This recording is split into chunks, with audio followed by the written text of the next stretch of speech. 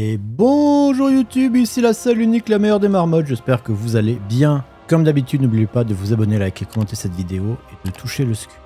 Regardez, la petite queue du squig, elle est douce.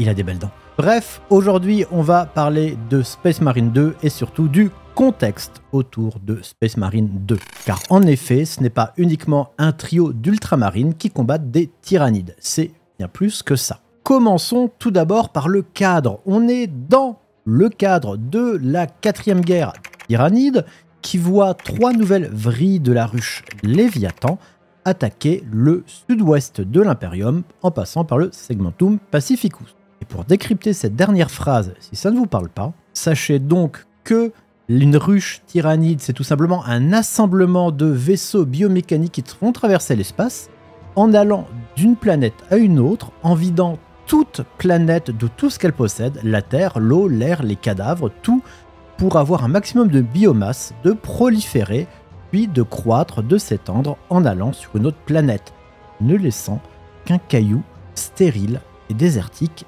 derrière lui. Donc cette 3e ruche Léviathan, qui était déjà le départ de la 3e guerre tyrannide, revient cette fois-ci avec 3 nouvelles vrilles, donc on va dire 3 nouvelles armées, on peut appeler ça comme ça, ces grands conglomérats de vaisseaux allant dans l'espace et qui vont envahir donc l'Imperium. Pourquoi ce Segmentum Pacificus est important?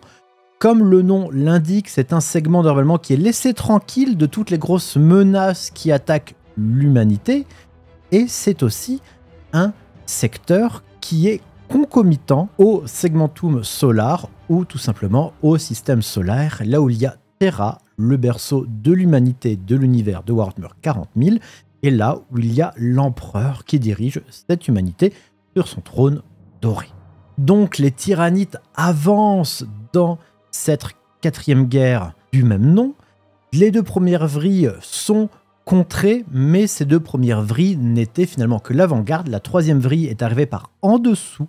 Le secteur a complètement pris par surprise les défenseurs et est en train d'aller à toute vitesse, c'est-à-dire en dévorant planète après planète, vers du coup ce secteur solaire. Heureusement, l'Imperium ne s'est pas laissé faire et a un maximum envoyé des renforts le plus possible pour bloquer cette avancée tyrannide. Et dans le lore de Warhammer 40 000, dans le lore de la 10e édition, qui est la dernière édition du jeu de plateau sorti l'année dernière en 2023, et même dans le lore des livres comme le roman Léviathan, on n'est pas plus loin. On ne sait pas qui actuellement gagne, on ne sait pas qui actuellement perd, on ne sait pas exactement ce qui va se passer.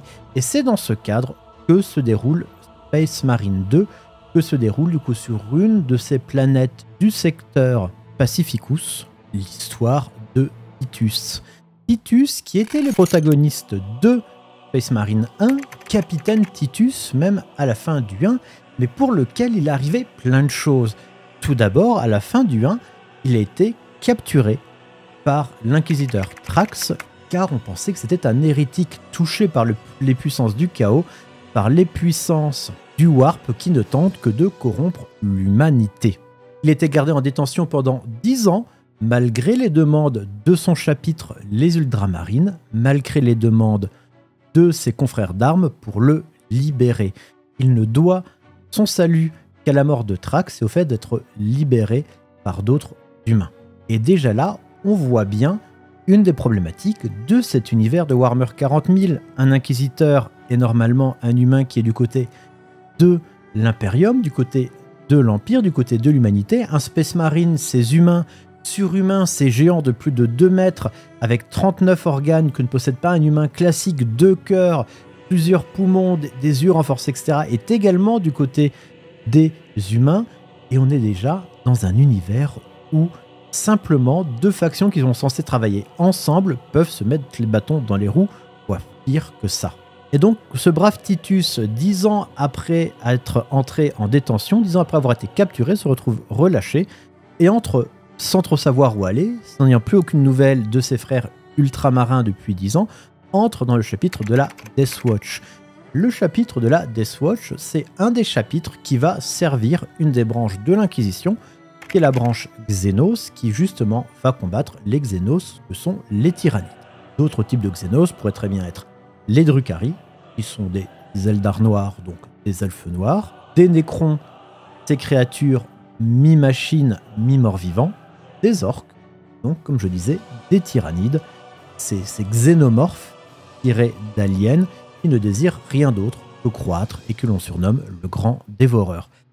Titus sous le nom de Nullus, car du coup on perd son nom en entrant dans la Deathwatch, va effectuer un tas de missions avec quelques frères d'armes, ce qu'on appelle une kill team de spécialistes, de 5 spécialistes, qui vont du coup faire tout un tas de missions, jusqu'à se retrouver sur le monde de Kadaku, pour justement aider la garde impériale, les humains basiques, vous et moi, si on était dans l'univers de Warhammer 40 000, on pourrait faire partie de la garde impériale, pour aider ces humains à défendre cette planète contre du coup les tyrannides de cette ruche Léviathan. Malheureusement, durant cet assaut, il sera grièvement blessé par un Carnifex, un monstre gigantesque doté notamment de 4 bras avec des pinces au bout. Enfin, en fait, vous voyez un char d'assaut, vous en prenez 3 en hauteur avec des griffes gigantesques qui détruit tous. C'est un Carnifex. Voilà, c'est ça. J'en vois un, même à 150 mètres, je cours. Je m'enfuis, je cours. Enfin bref, il se fait grièvement blessé, mais heureusement, d'autres Space Marines arrivent là, et ces anciens confrères d'armes des Ultramarines qui le récupèrent. En le récupérant, ils le reconnaissent tout de suite pour qui il est, Titus, et décident donc de lui proposer de devenir un Primaris. En effet, vous connaissez donc peut-être ces Space Marines qui sont, j'ai envie de dire, l'unité iconique de l'univers de Warhammer 40 000, des humains génétiquement modifiés pour faire plus de 2 mètres de haut, du coup d'avoir plusieurs cœurs, des réflexes de plus en plus rapides, etc. D'être littéralement des surhommes, plus résistants, plus forts, plus grands, plus beaux. Voilà, plus mieux. Et ben c'est du coup Space Marine ont obtenu récemment une nouvelle upgrade qu'on appelle Primaris. Il faut du coup pour ça repasser sur le billard, passer de 39 à 42 organes, notamment rajouter quelque chose pour mieux faire fonctionner les 2 cœurs, pour les tendons et pour le cerveau.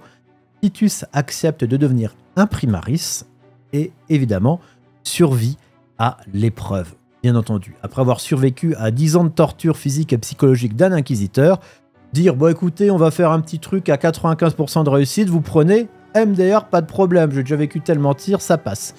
Et il réintègre officiellement, sur décision du maître du chapitre Manus Calgar, les Ultramarines. Il ne redevient pas capitaine, car tout simplement, il y en a un nouveau capitaine du 2e chapitre où il était, il redevient lieutenant juste en dessous, ce qui ne le dérange pas du tout. Et c'est là que va commencer son histoire dans Space Marine 2.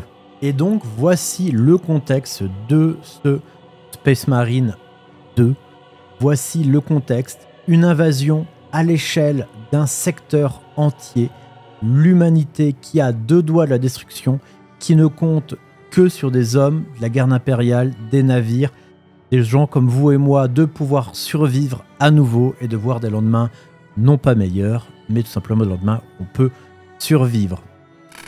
En tout cas, j'espère que cette vidéo vous a plu. N'hésitez pas, si vous voulez que je fasse des vidéos beaucoup plus grandes sur la 3e ou 4e guerre tyrannique, ça me ferait plaisir, mais je vais voir si ça peut éventuellement intéresser des gens.